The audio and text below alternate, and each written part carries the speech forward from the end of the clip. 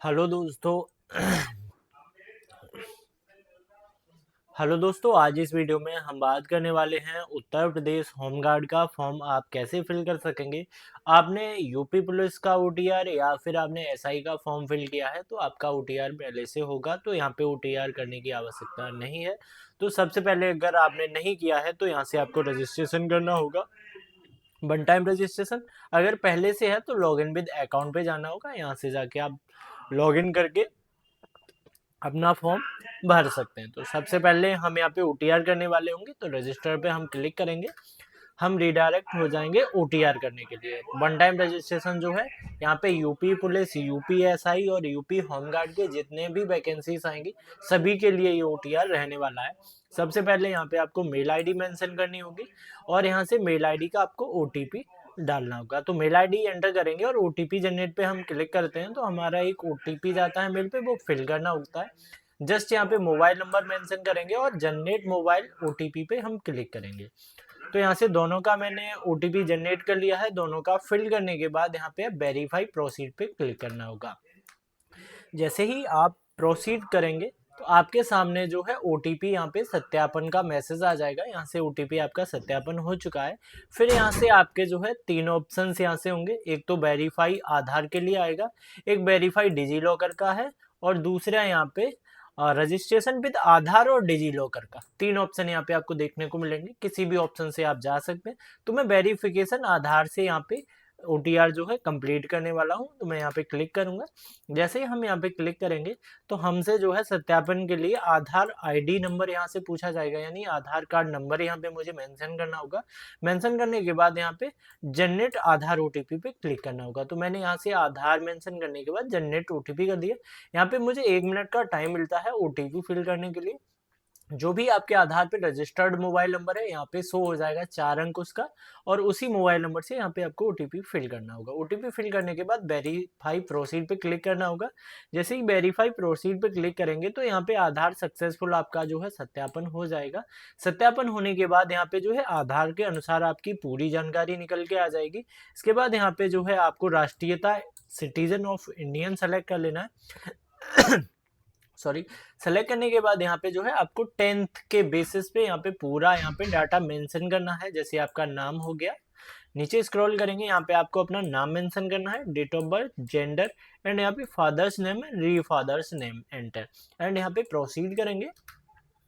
जैसे ही आप प्रोसीड करेंगे तो यहाँ से एक आपसे पासवर्ड बनाने के लिए बोला जाएगा, जो ओटीआर के लिए पासवर्ड रहेगा उसी से आप लॉगिन करेंगे। तो यहाँ पे एक पासवर्ड यहाँ पे क्रिएट करेंगे, कंफर्म पासवर्ड करेंगे।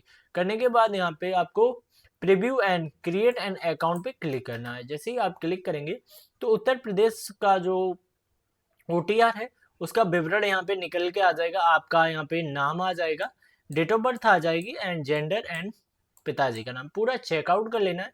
कोई भी अगर डिटेल्स यहाँ पे गलत फिल हो गई है तो एडिट करेंगे, और एडिट नहीं करना है अगर तो यहाँ पे चेक मार्क करेंगे और क्रिएट एन अकाउंट पे क्लिक करेंगे।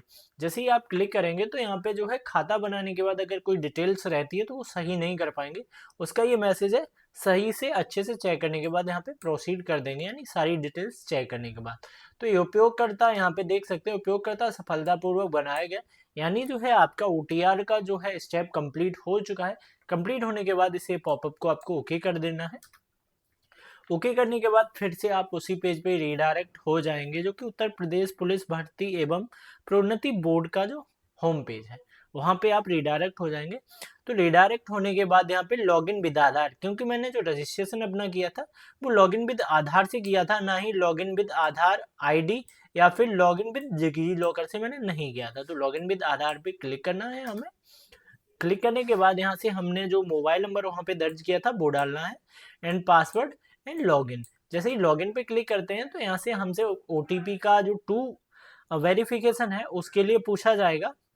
तो यहाँ पे ईमेल आईडी पे मैसेज भेज सकते हैं या मोबाइल पे भेज सकते हैं, जिस पे भी आप ओटीपी भेजना चाह रहे हैं क्लिक करिए। क्लिक करने के बाद ओटीपी फिल करेंगे, लॉगिन पे क्लिक करेंगे। तो यहाँ से जैसे ही लॉगिन करेंगे तो आपका जो है वेरिफिकेशन है वो किस थ्रू आए हैं, वेरिफिकेशन विद आधार से किया है तो यहाँ पे आपको देखने को मिल जाएगा। इसके बाद यहाँ पे ऑनलाइन एप्लीकेशन पे आप क्लिक करेंगे। जैसे ही आप क्लिक करेंगे, क्लिक करने के बाद यहाँ पे चेकआउट करेंगे। जो फॉर्म स्टार्ट डेट है वो 18/11 है। लास्ट डेट यहाँ पे देख सकते हैं 17/12/25 है। यहाँ पे मोटा-मोटा 1 महीने का टाइम मिलता है फॉर्म फिल करने के लिए। यहाँ पे बात कर लेते हैं, यहाँ पे चेक मार्क करेंगे और अप्लाई ऑनलाइन पे यहाँ पे हम क्लिक करेंगे। अप्लाई पे जैसे ही क्लिक करेंगे तो व्यक्तिगत जानकारी आपकी निकल के आ जाएगी। उसके बाद यहाँ पे मदर्स नेम आपको फिल करना है। मदर्स नेम एंड यहाँ पे फिर मैरिटल स्टेटस आपको मैरिड अनमैरिड है वो सेलेक्ट कर लेना है। नीचे स्क्रॉल करेंगे तो यहाँ पे मूल निवास और यहाँ पे जो है जाति प्रमाण पत्र, दोनों का यहाँ पे थोड़ा कंफ्यूजन रहता है कि किस डेट का मांगा गया। अगर ओबीसी कैंडिडेट की मैं बात करूं तो 1/4/2025 से पुराना आपका मूल निवास नहीं होना चाहिए। अदर यहाँ पे एससी की बात करूं तो ऐसा यहाँ पे क्राइटेरिया कुछ भी नहीं है और ना ही इन्होंने नोटिफिकेशन में कहीं पे भी टाइम मेंशन किया है कि कितना नया होना चाहिए, कितना पुराना होना चाहिए। चलिए यहाँ से क्या करना है, सबसे पहले मूल निवास का डिटेल यहाँ पे फिल करना है आपको। तो मूल निवास जैसे ही, क्या आप उत्तर प्रदेश के मूल निवासी हैं, यस करेंगे तो यहाँ से आपसे मूल निवास की जो डिटेल्स है वो पूछा जाएगा। मूल निवास जो है आपका जारी किस डिस्ट्रिक्ट ने किया है, उसके बाद मूल निवास किसने आपका जो है वेरीफाई किया है, इशू किसने किया है। तो यहाँ से मैंने जैसे ही एक डिस्ट्रिक्ट लगाया, उसके बाद यहाँ पे निकल के आ जाएगा एडीएम हो गया, यहाँ पे सिटी मजिस्ट्रेट हो गया और यहाँ पे डीएम, एसडीएम, तहसीलदार। तो जो है आपका मूल निवास, अगर यूपी की बात करूं तो मोस्टली जिले हैं उनमें एसडीएम जारी करता है। तो वो यहाँ पे चेक कर लेना है, आपके जो सर्टिफिकेट होगा वहाँ पे आपको मेंशन होगा। इसके बाद जो है मूल निवास कब आपका इशू हुआ है वो डेट आपको मूल निवास पे मेंशन होगी, वो यहाँ पे मेंशन करना है। मेंशन करने के बाद यहाँ पे आवेदन संख्या मेंशन करनी है। आवेदन संख्या मेंशन करने के बाद यहाँ पे जो है मूल निवास का यहाँ पे प्रमाण पत्र संख्या मेंशन करना है। इसके बाद हम आ जाएंगे कैटेगरीज में। कैटेगरीज यहाँ पे सभी आपको देखने को मिल जाएंगी, general, SC, ST, OBC, EWS. तो यहाँ पे आपको जो भी कैटेगरी है यहाँ पे सेलेक्ट करेंगे। सेलेक्ट करने के बाद आप देखेंगे मैंने ओबीसी सेलेक्ट किया है। यहाँ पे आपको अपना जिला सेलेक्ट करना होगा कि आपका जो है जाति प्रमाण पत्र किस जिले से जारी हुआ है।